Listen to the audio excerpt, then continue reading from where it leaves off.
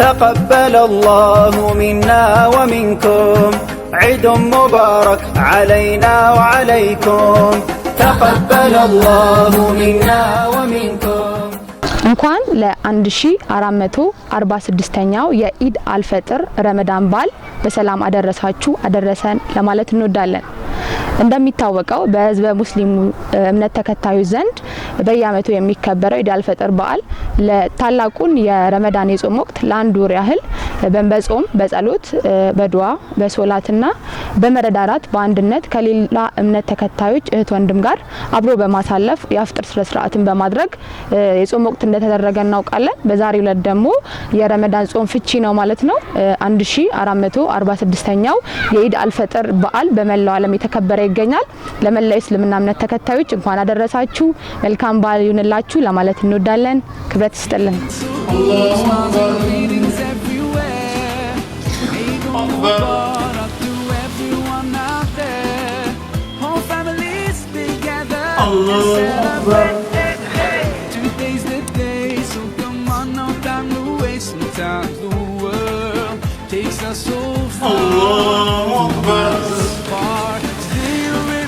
الحمد لله رب العالمين الرحمن الرحيم مالك يوم الدين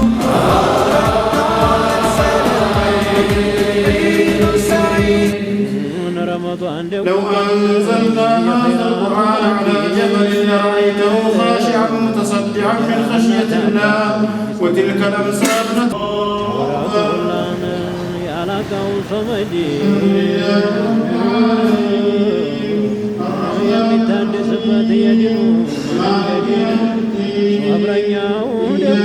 بسم الله الرحمن الرحيم الحمد لله رب العالمين الصلاة والسلام على رسول الله صلى الله عليه وسلم سمي أستاذ اسماعيل شمس الدين እባላለሁ በውሳና ከተማ በሚገኘው በኑር መስጊድ ውስጥ አስተማሪና እንዲሁም ምክትል ኢማም በመሆን በመገልገል ላይ መገኘኝ ታላቁ የረመዳን ወር ተጠናቆ ጾሙ ተፈቶ ለ1446ኛው የረመዳን የኢድ አልፈጥር በዓል ደርሰናልና እንደው ለህዝበ መኑ የእንኳን አደረሳችሁ መልእክት ቢያስተላልፉልን ኡስታዝ። አልহামዱሊላህ አላሁ ሱብሓነሁ ወተዓላ ይሄ ወር ላይ ትልቅ ወር ላይ አድርሶን ከሚጾሙ ሰዎች አላህ አድርጎን አሁን ደግሞ ወደ መጨረሻው አካባቢ ላይ ደርሰናል። አሁን ጾሙ እየተፈታ ይገኛል። ጾሙ መጨረሻ አካባቢ ላይ ነው የሚገኘው። ይሄ ረመዳን አላህ ሱብሓነሁ ወተዓላ ለዚህ ማህበረሰብ የሰጠው ትልቅ የሆነ ስጦታ ነበር። ረመዳን ወንጀልን ሊያስምር የመጣ የሆነ ወር፣ ወንድማማችነትን ሊያጠናክር፣ ሰው ከአላህ ጋር ከጌታው ጋር ያለውን ግንኙነት ሊያስተካክልበት፣ ልቡን የበለጠ ሊያጠራበት። ምክንያቱም የሰው ልጅ ልብ አስቸጋሪ ነው። ልብ ደግሞ የሚጠራበት ብቸኛው መንገድ ጾም ነው። የሰው ልጅ ጾም የሚባል ነገር አይችልም፣ ረሃብ የሚባል ነገር አይችልም። ነፍስያ ብዙ ባህሪ ያላት አስቸጋሪ ባህሪ ያላት፣ ያንን ባህሪ ደግሞ ለማጥራት አንድ ሰው አላህ ዘንዳም ሰው ዘንዳም የተወደደ ሊሆን ግዴታ ነፍስያው መስተካከል አለበት። የጾም ዋነኛ ጥበቡም ይሄ ነው። የተፈለገበት አላማም ይሄ ነው። የሰው ልጅ ነፍስያውን የበለጠ ሊያጠራ፣ ከጌታው ጋር ያለን ግንኙነት የበለጠ ሊያስተካክል፣ በዚህ ወር ላይ ብዙ መልካም ስራዎችን ሰርቶ ወንጀሉን አራግፎ ተጠቅሞበት እንዲያልፍ የሚጠበቅ የሆነ ወር ነው። ይሄ ወር አልፏል።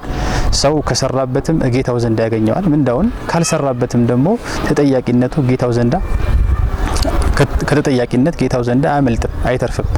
ይሄ ወር አልቋል። ይሄ ወር ካለቀ በኋላ ደግሞ ከኛ የሚጠበቀው ነገር ምንድነው? አላህ Subhanahu Wa Ta'ala የሰራነውን ስራ የጾምነውን ጾም እንዲቀበልን ዱዓ ማድረግ። ምክንያቱም ከዚህ በፊት የነበሩት ቀደምቶቹ ወይም ሰሃቦቹ ረመዳን ከመድረሱ ከ6 ወር በፊት አላህ እንዲያደርሳቸው ዱዓ ያደርጉ ነበር። ምክንያቱም ትልቅ ወር እንደሆነ እነሱ ተረተው ሲያበቁ ይሄ ወር ከመድረሱ በፊት ይናፍቁት ነበር። አላህ ይሄን ወር እንዲያጎናጽፋቸው እንዲሰጣቸው ገና 6 ወር ሲቀረው ዱዓ ያደርጉ ነበር። ጌታችን ይሄን ወር ላይ አድርሰን ከዚህ ወር ተጠቃሚ አድርገን እያሉ ዱዓ ያደርጉ ነበር። ይሄ ወር ካለቀ በኋላም ደግሞ በዚህ ወር ውስጥ የሰሩት መልካም ስራቸውን ምጽዋታቸውን አላህ Subhanahu Wa Ta'ala እንዲቀበላቸው 6 ወር ያክል ዱዓ ያደርጉ ነበር። ያ አላህ ወይ ተቀበለን እያሉ። እዚህ ከኛ የሚጠበቀው ይሄ ነው። አሁን ዱዓ ልናደርግ ይገባል። አሁን የዱዓ ሰዓት ነው። ሙእሚን የሆነ ሰው አንድ መልካም ስራ ከሰራ በኋላ ዱዓ ሊያደርግ ይገባል። አላህ እንዲቀበለው ሰርቻለሁ አብቅቻለሁ ካሁን ከኔ የሚጠበቅ ነገር የለም ምንም ነገር የለም አያስፈልግም ብሎ መቀመጥ የለበትም። ከሱ የሚፈልገው ምንድነው? በዚህ ሰዓት ላይ የበለጠ ጌታው እንዲቀበለው ዱዓ ማድረግ፣ ወደ ጌታው መመለስ፣ ወደሱ መዋደቅ ያስፈልጋል። ምእመኑ በአሁኑ ሰዓት ላይ ዋና የሚጠበቅበት ነገር ይሄ ነው። በዱዓ እያደረገ እየፈራ ጌታዬ ሊቀበለኝም ላይቀበለኝም ይችላል የሚለውን ነገር ታሳቢነት አድርጎ ዱዓ ሊያደርግ ይገባል። የትክክለኛ አማኝ ምልክቱ ይላሉ፣ ትክክለኛ አማኝ የሆነ ሰው ምልክቱ ሲሰራ መልካም ስራ እየፈራ ነው የሚሰራው። ጌታዬ ይቀበለኛል አይቀበለኝም ብሎ ከሰራ በኋላም ልክ እንደዚህ እየፈራ ነው እንጂ ተመጻድቆ ወይም ደግሞ ጌታዬ ተቀብሎኛል ብሎ የሚቀመጥ አይደለም። ሙእሚን ስራ ሲሰራም ይፈራል፣ እየፈራ ይሰራል፣ እየሰራም ይፈራል።